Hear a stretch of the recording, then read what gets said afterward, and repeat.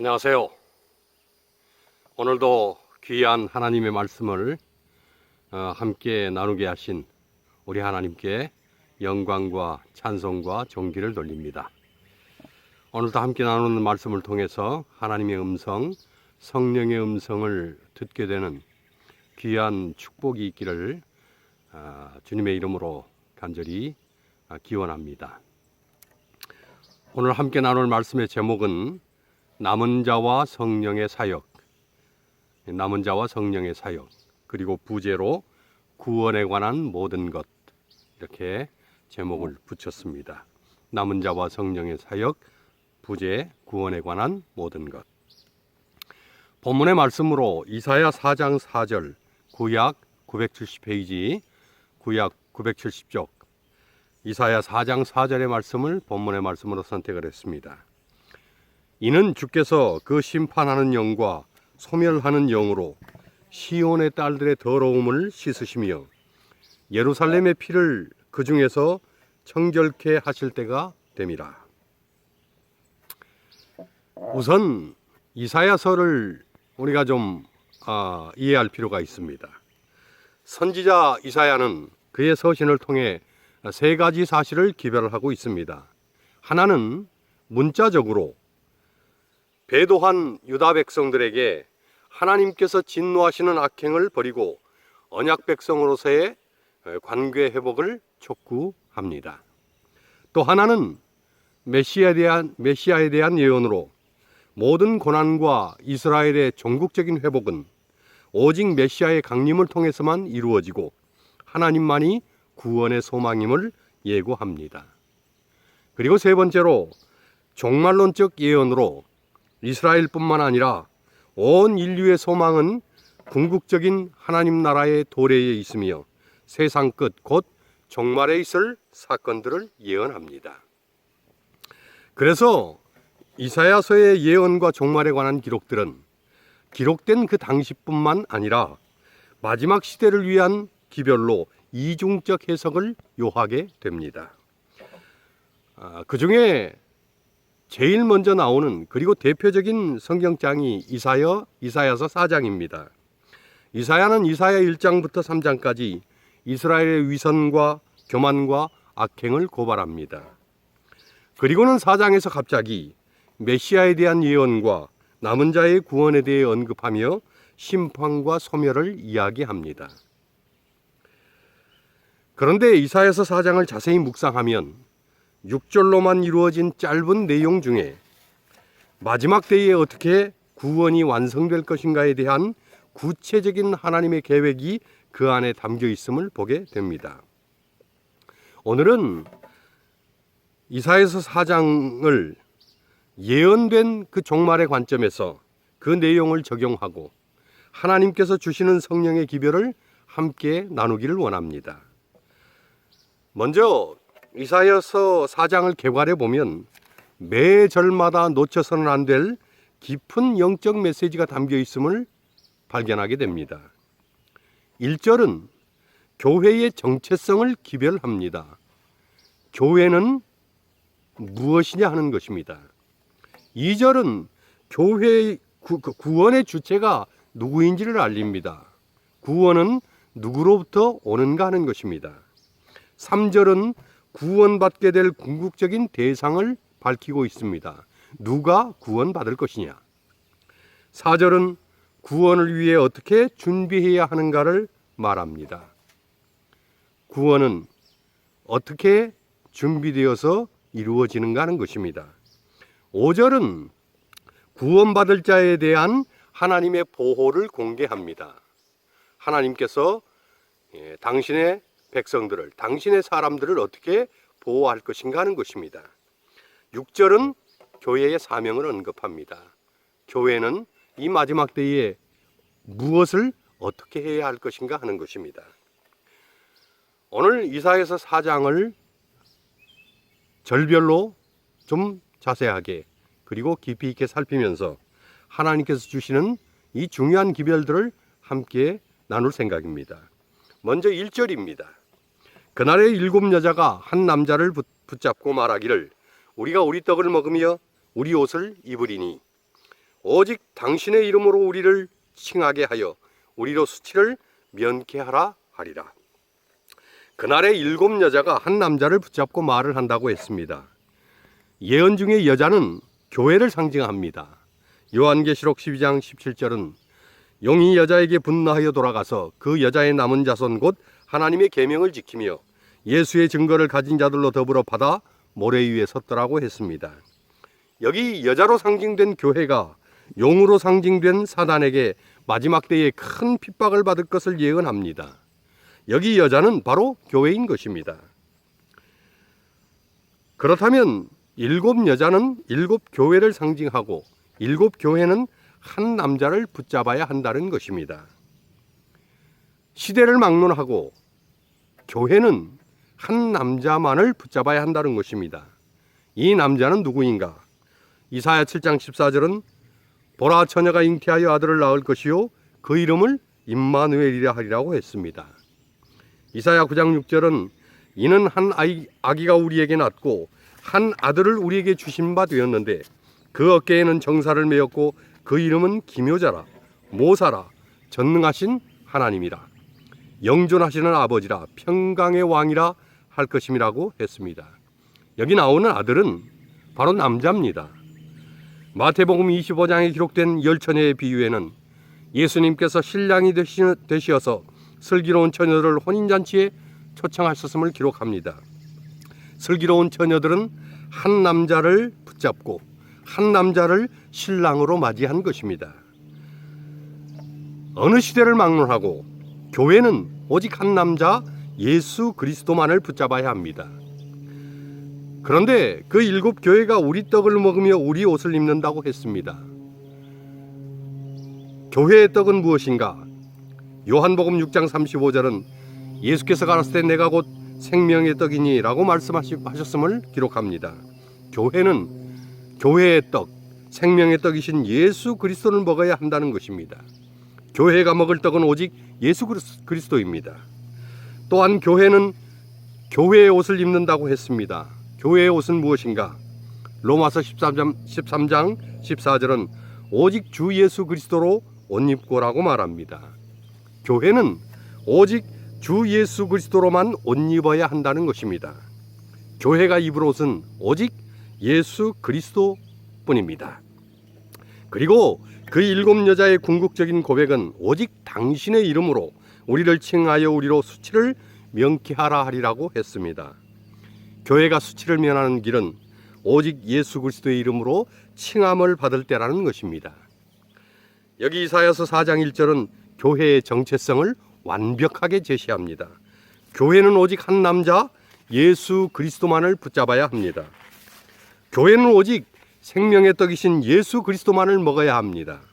교회는 오직 의의 옷 되신 예수 그리스도로만 옷 입어야 합니다. 교회는 오직 예수 그리스도의 이름으로 칭하여져서 그 수치를 면해야 합니다. 이 말씀들은 너무나 중요하고 너무나 정확한 성령의 기별을 증거합니다.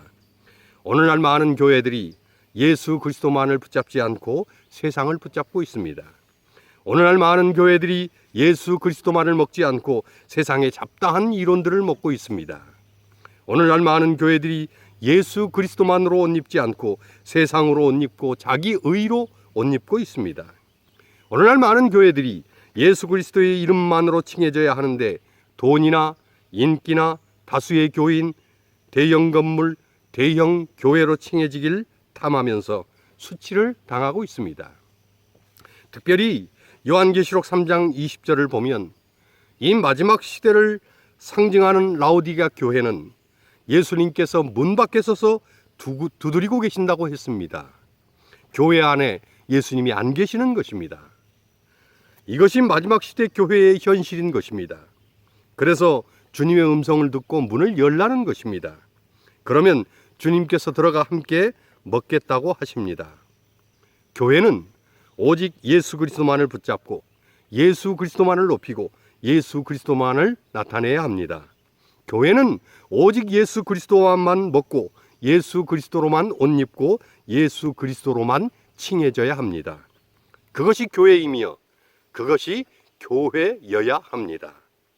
교회는 건물이 아니고 사람입니다. 그렇다면 교인 한 사람 한 사람이 교회입니다. 그러니 교인 한 사람 한 사람이 정신을 차리고 영적으로 깨어나야 합니다. 우리 한 사람 한 사람이 오직 예수 그리스도만을 붙잡고 그리스도만을 먹고 그리스도만을 옷 입고 그리스도의 이름으로만 칭해져야 합니다. 저 사람은 꼭 짜면 그리스도밖에 나오질 않는 사람이야 라는 말을 바로 우리가 들어야 하는 것입니다. 이것이 바로 교회의 모습이고 교회의 정체성이며 또한 그리스도인의 모습이어야 함을 결코 잊지 말아야 할 것입니다. 이제 2절은 구원의 주체가 누구인지를 알립니다. 그날에 여호와의 싹이 아름답고 영화로울 것이요 그 땅에 솟아는 이스라엘의 피난한 자를 위하여 영화롭고 아름다울 것이며 그날에 여호와의 싹이 아름답고 영화로울 것이라고 했습니다. 여기 여호와의 싹은 누구인가? 이사야 11장 1절은 이새의 줄기에서 한 싹이 나며 그 뿌리에서 한 가지가 나서 결실할 것이라고 했습니다. 이사야 11장 10절에도 그날에 이새의 이 뿌리에서 한 싹이 나서 만인의 기호로 설 것이요 열방이 그에게로 돌아오리니 그 거한 곳이 영화로우리라고 했습니다. 이 싹은 이새의 줄기 다윗의 후손이라고 했습니다. 마태복음 1장 1절은 아브라함과 다윗의 자손 예수 그리스도의 세계라고 말을 하면서 예수 그리스도의 뿌리가 무엇인지를 언급합니다. 여기 여호와의 싹은 바로 다윗의 뿌리인 그리고 이새의 뿌리인 예수 그리스도이신 것입니다. 그런데 여호와의 싹에서 난 그 땅의 소사는 이스라엘의 피난한 자를 위하여 영화롭고 아름다울 것이라고 했습니다. 이 말씀은 예수 그리스도께서 예수 그리스도에게 피난한 자로 인해서 영화로움과 아름다움을 얻는다는 것입니다. 성경 요한복음 12장 23절은 예수께서 대답하여 가라사대 인자의 영광을 얻을 때가 왔도다라고 기록합니다. 여기 인자가 영광을 얻는다는 것은 바로 십자가의 영광입니다. 그러니 예수님은 십자가의 구속을 믿고 십자가로 피하는 자들로 인하여 영광을 얻으십니다. 우리는 오직 예수 그리스도께만 피해야 합니다. 우리의 구속은 오직 예수 그리스도만을 통해서 이루어집니다. 그래서 사도 베드로는 그의 서신 베드로전서 1장 18절로 19절에 너희가 알거니와 너희 조상의 유전한 망령된 행실에서 구속된 것은 음이나 금같이 없어질 것으로 한 것이 아니요 오직 흠없고 점없는 어린 양 같은 그리스도의 보배로운 피로 한 것이니라고 했습니다. 세상은 갈수록 종교다원주의를 추구합니다. 어느 종교에나 다 구원이 있고 무엇을 믿든 그 안에 다 구원이 있다고 말을 하는 것입니다. 그러나 결코 그렇지 않습니다. 구원은 오직 여호와의 싹, 다윗의 뿌리, 예수 그리스도를 믿고 영원롭게 하는 그런 자들에게만 주어집니다. 우리는 구원의 주체는 오직 예수 그리스도뿐임을 믿고 그리스도께만 피해야 할 것입니다. 이것이 2절이 알리고 있는 기별입니다. 이제 3절은 구원받게 될 궁극적인 대상을 밝히고 있습니다. 시온에 남아있는 자, 예루살렘에 머물러 있는 자, 곧 예루살렘에 머물러 있어 생존한 자 중 농명된 모든 사람은 거룩하다 칭함을 얻으리라 했습니다. 여기 시온과 예루살렘은 같은 지명을 반복해서 말하는 것입니다. 시온과 예루살렘은 같은 곳입니다. 그런데 예루살렘이라고 하는 이름의 뜻은 평화의 토전, 평화의 도성이라는 뜻입니다. 아까 읽었던 이사야 9장 6절은 예수님께서 평화의 왕, 평강의 왕이라고 했습니다. 그러니 평화의 도성이란 평화의 왕이신 예수님께서 통치하시는 곳입니다. 그러므로 구원 얻게 될 남은 자들은 하나님이 통치하시는 곳에 머물러 있는 그런 자들입니다. 이사야 10장 20절은 남은 자에 대해서 이렇게 말합니다. 그날에 이스라엘의 남은 자와 야곱 족속의 피난한 자들이 다시는 자기를 친 자를 의뢰치 아니하고 이스라엘의 거룩하신 자 여호와를 진실이 의뢰하리니 남은 자는 여호와만을 진실이 의뢰하는 자들이라고 했습니다. 또한 이사야 28장 5절은 그날의 만군의 여호와께서 그 남은 백성에게 영화로운 면류관이 되시며 아름다운 화관이 되실 것이라고 했습니다. 여호와만을 영화로운 멸류관으로 삼는 자들이 남은 백성이라 했습니다. 사도 바울은 로마서 9장 27절에 이렇게 말합니다.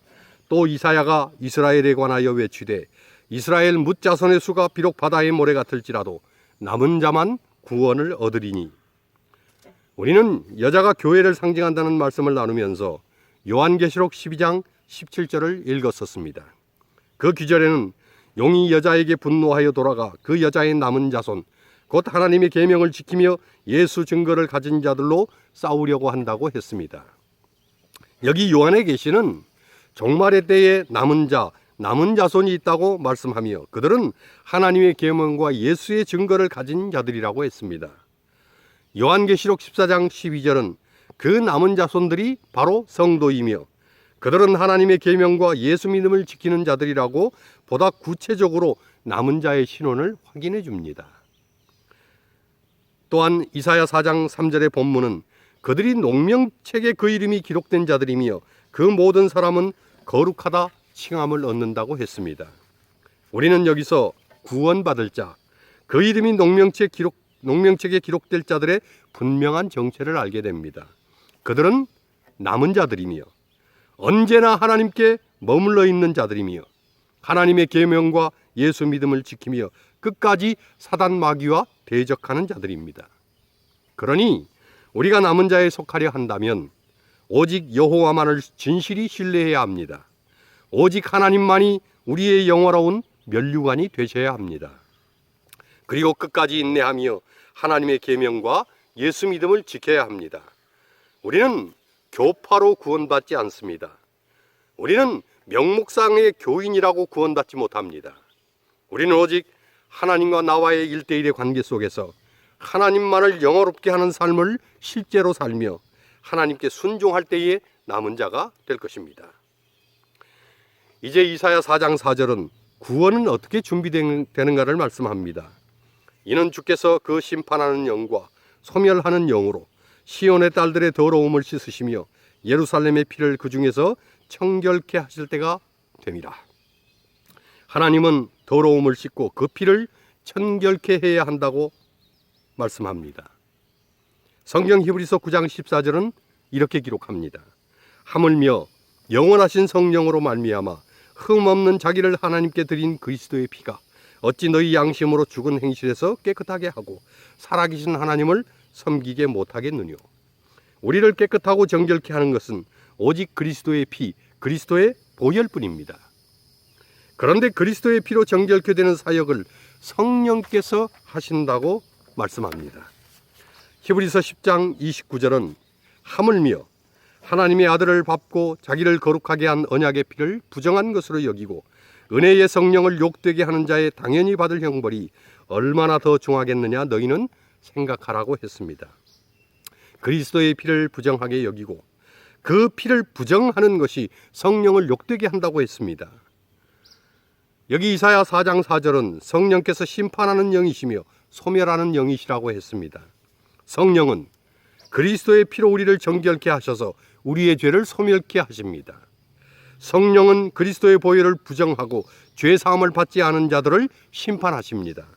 그러니 우리는 성령의 능력을 구하며 성령께서 십자가의 보혈로 우리의 더러움을 씻어주시며 우리의 피를 그리스도의 보혈의 피로 청결케 해달라고 구해야 합니다.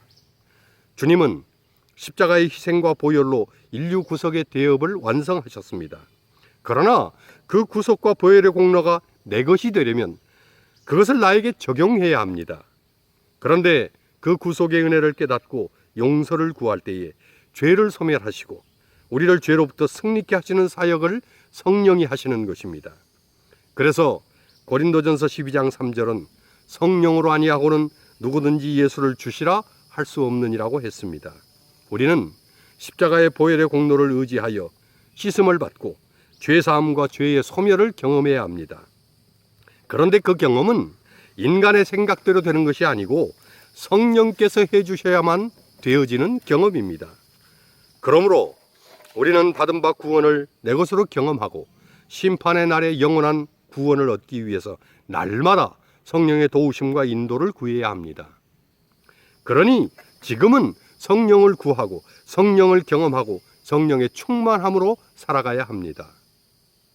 그래야 죄에서 깨끗함을 받고 죄로부터 승리하는 삶을 살 수 있는 것입니다.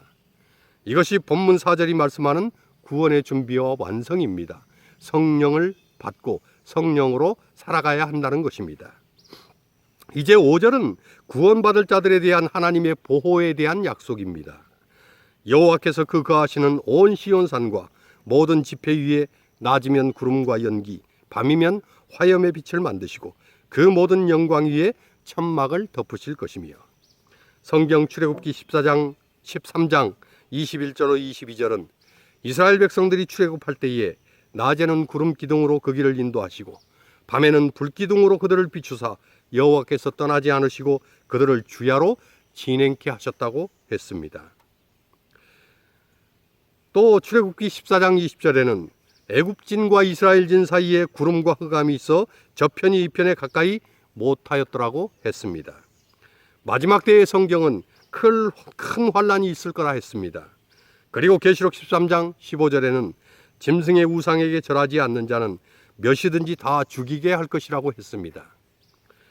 많은 그리스도인들이 마지막 환란과 핍박을 지레 두려워합니다. 그러나 하나님의 약속은 분명합니다. 여기 요한계시록 17장 14절의 약속입니다. 저희가 어린 양으로 더불어 싸우려니와 어린 양은 만주의 주시요 만왕의 왕이시므로 저희를 이기실 터이요 또 그와 함께 있는 자들 곧 부르심을 입고 빼내심을 얻고 진실한 자들은 이기리로다. 하나님은 믿는 백성들을 구름 기둥과 불 기둥으로 인도하시고 보호하십니다.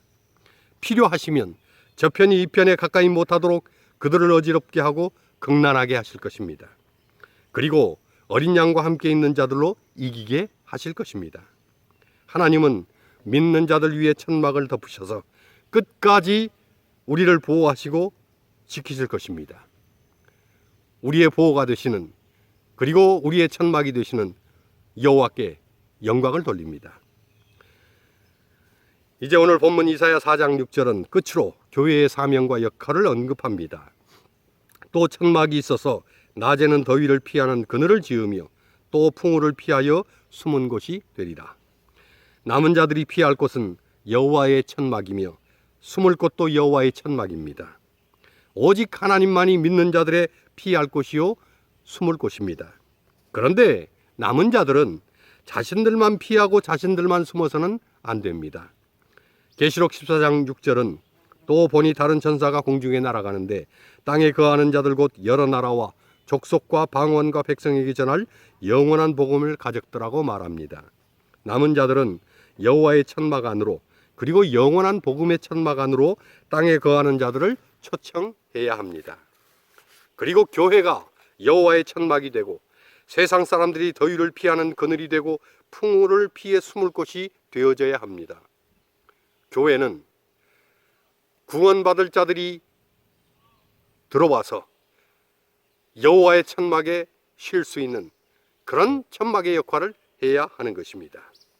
이것이 남은 교회의 사명이고 남은 자들, 남은 백성들의 역할인 것입니다. 오늘 우리는 이사야 4장을 통해 구원에 관한 모든 중요한 기별을 함께 나누었습니다.